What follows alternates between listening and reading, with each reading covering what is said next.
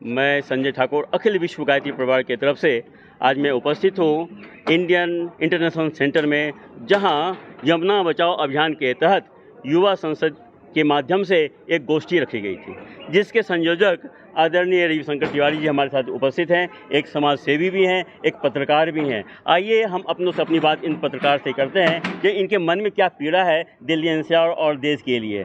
Sir, ऐसा विचार आपके मन में कैसे आया कि यमुना बचाओ अभियान आपने प्रारंभ किया?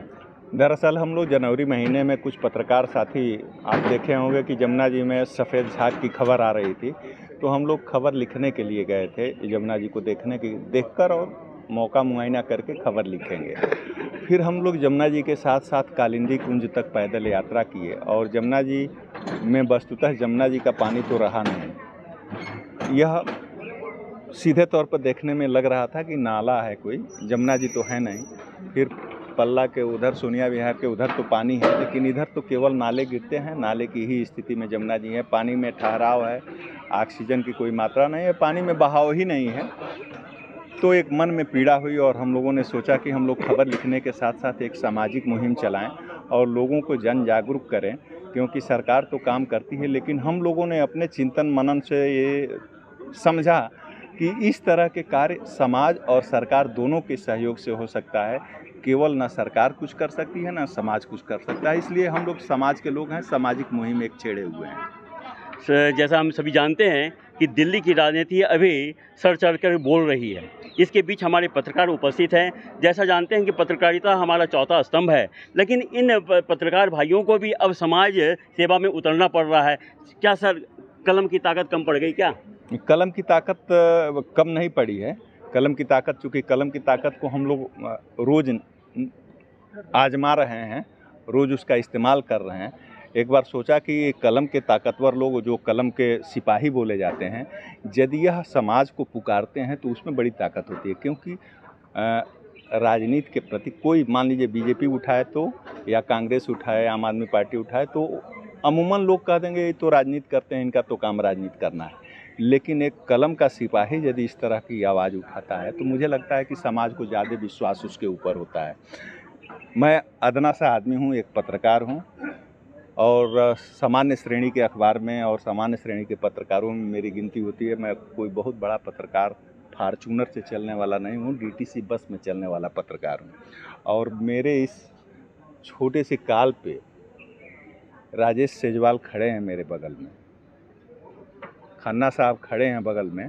खन्ना साहब 50 संस्थाओं को रिप्रेजेंट करते हैं, ये अभी 10-20 संस्थाओं को रिप्रेजेंट करते हैं। ये एक आदमी नहीं है, ये 10-10 हज़ार आदमी के बराबर ये लोग हैं। तो जब ये लोग खड़े हैं तो फिर किस बात का डर है?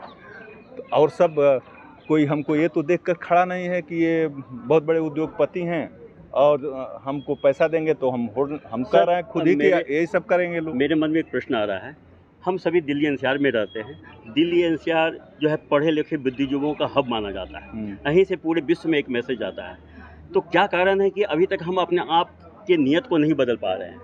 दरअसल क्या है कि हम अभी बताए कि हम लोग पत्रकार हैं और सोशल एक्टिविस्ट भी धीरे धीरे बन गए हैं।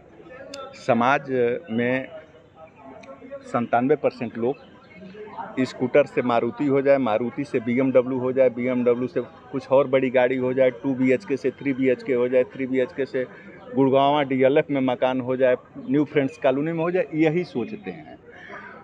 2% लोग सोचते हैं कुछ बेहतर, लेकिन हिम्मत नहीं करते हैं कि निकलेगा आगे कौन। उसमें 1% आगे, जब एक आदमी आगे निकलता है तो बाकी 2% वाले उसके सपोर्ट में खड़े हो जाते हैं। सर, आपसे निवेदन है कि 4 तारीख को जो कार्यक्रम है उसकी एक मैसेज आप हमारे गायत्री परिवार के लिए, अन्य लोगों के लिए भी एक मैसेज दें, ताकि अधिक से अधिक इस अभियान में शामिल हो सके। भाई साहब, डॉक्टर साहब ने, चिन्मय पंड्या जी, उस पत्र को मैं सहेज के पूरे जीवन भर रखूँगा, जितना मार्मिक पत्र उन्होंने मेरे लिए लिखा हुआ है और इस अभियान को आशीर्वाद दिया है। मैं गायत्री परिवार का ऋणी हूँ, कर्जदार भी हूँ। मेरा परिवार गायत्री परिवार से जुड़ा हुआ है और मैं केवल दिल्ली एनसीआर और पूरे देशवासियों को, केवल दिल्ली किसी एक व्यक्ति का नहीं है, दिल्ली पूरे भारत का है और पूरे भारत से लोग दिल्ली में रहते हैं। मैं सबसे अपील करता हूं, गुजारिश करता हूं कि अभी नहीं तो कभी नहीं, ये मुहिम बहुत मजबूती के साथ शुरू हुआ है और खड़ा भी हो गया है। जमुना जी को बचाएंगे हम क्या, जमुना जी हमको बचाती हैं। और उस जीवनदायिनी जमुना के लिए, जिसको हम माँ जमुना कहते हैं, उसके लिए 4 अप्रैल को यमुना किनारे, 4 जून को यमुना किनारे भारी संख्या में लोगों को पहुंचना है और अपनी भावनाओं को अर्पित करना है।